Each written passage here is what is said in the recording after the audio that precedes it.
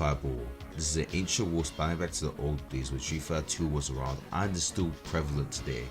Here I'm going to try and help you navigate through it easier if you're seeming to have trouble with it. Do keep in mind that this is geared towards a friend, so maybe a little bit personalized to them specifically in the Street Fighter 6 section of the video.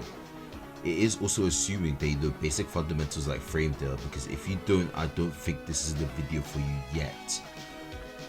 I still do want to post this just in case anybody else needs help. Fireballs. You don't need to know the history behind them or the behind the scenes development, you just need to know how to deal with them. So starting off with Street Fighter 2, which will be the basis for most Fireball Wars. Don't expect me to go into detail, I suck at Street Fighter 2. Within Street Fighter 2, Fireballs were insanely overpowered, good reach, insane damage and incredibly fast speeds, and are insane at controlling space. In the meta, zoning was overpowered until it isn't, which by that I mean zoning is insane unless you're up close and personal. It does seem obvious, but in this game, if you get an insanely good jump in, you can basically TOD with nearly every character in the game. This doesn't happen a lot because getting a good jump in is rare though, so you know, keep that in mind. Characters like Old Cigar excel at this because, well, did anybody at Capcom even playtest this before they even shipped it out? Anyways, point being, zoning is overpowered and was a slog to characters who didn't have fireballs or didn't have good anti-fireball tools. In this video I'll assume you have a fireball because I can't be asked and I don't have the time to explain how to deal with it without a fireball. So, fireball walls will mostly be done from 3/4 of the screen length or from full screen away, because obviously it's incredibly risky if you do it up close. One thing to note, your normals do not mean shit from afar. I know it sounds obvious, but beginners tend to spam normals from afar and get a dilly treatment because of that, so forget about them if you're that far away. Your normals do not matter unless you get close enough to use them. Typically it would usually be at this range. In Street Fighter 2 your main option is to either throw one back or to jump. Of course blocking is a good option that you want to use, however it does set you back, so you do want to keep that in mind. What you want to do is to keep track of your opponent. What do they like to do? Do they like to jump over fireballs? Do they like to jump forward? Do they like to neutral jump? Do they like to throw one back? Or do they do 2 fireballs and then jump closer? That's the type of things you want to keep mental note in your mind. With this info, you obviously need to respond appropriately. For example, let's just say they keep jumping over your fireballs with a neutral jump. Throw a light fireball and use the frame data to inch closer to them. Now that you're closer to them, throwing a fireball is much more risky as a result. However, on the other end, you do not have to worry as much, since if they're full screen away and you keep neutral jumping and they get closer, they can't really do much against it unless they have insane reach. And of course, against some characters, you do not want to inch closer towards them. You can also throw a DP out if they're close enough to you, or you throw the fireball in a specific area where you can throw a DP immediately after without much issue. This does not mean you should stick to the ground constantly. Jumping is still an insanely good option despite how committal it is, and you should be doing it once you find an opening.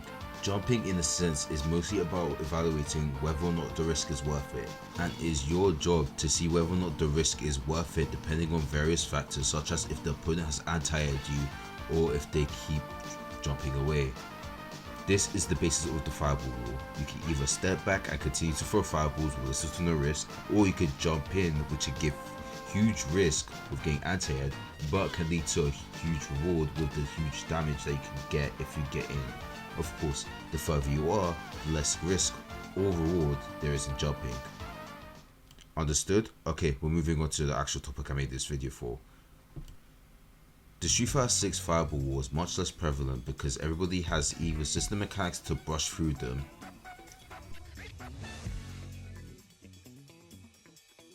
tools to fight back, or tools to specifically avoid them, but that shouldn't mean you don't learn about them.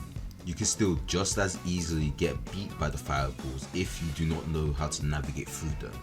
Thankfully, you've got much more tools to deal with in Street Fighter 6 to help you navigate through this war better. Option 1. Parry. Parry is essentially a second block button in this game, and if used correctly, can help you restore drive gauge, which can put you at an advantage even from full screen away. Be aware that the mere act of parrying can cause the drive gauge to go down, so make it count. Perfect parries do the same, but unlike the regular version, the mere act of it doesn't affect your drive gauge negatively. You do need to time it though within a 2-frame window. Option number 2 is drive impact. It is simple and it is best used from half screen away for obvious reasons such as seen here. As, bam, easy punish. However, you do gain access to a third option if you are able to use fireballs. This is with the introduction of EX, or in this game, OD moves. Sometimes if a person is known to throw out normal fireballs, you'd want to use EX or OD fireballs to essentially negate their fireball and keep yours. Keep in mind that characters like Mai can do this for free if she has flames in stock. This makes it so that you essentially have to predict when it's the best time to throw an EX fireball or when to look out for one. For me personally, the best example would be right here. This is where the fireball will not be fast enough to go through the opponent's fireball, but also be able to hit them before they can react, because if they throw a fireball from far away, well, it would be easy to react with a neutral or forward jump. Obviously, now you've just wasted resources where you could just throw in a regular fireball instead. Okay, done. Quick tips. Practice constantly in training mode so that you're able to prepare in advance. And don't get pissed at zoners. Zoners are a necessary evil in fighting games, don't forget. I'm done. Happy New Year's everybody. 2025 was horrible.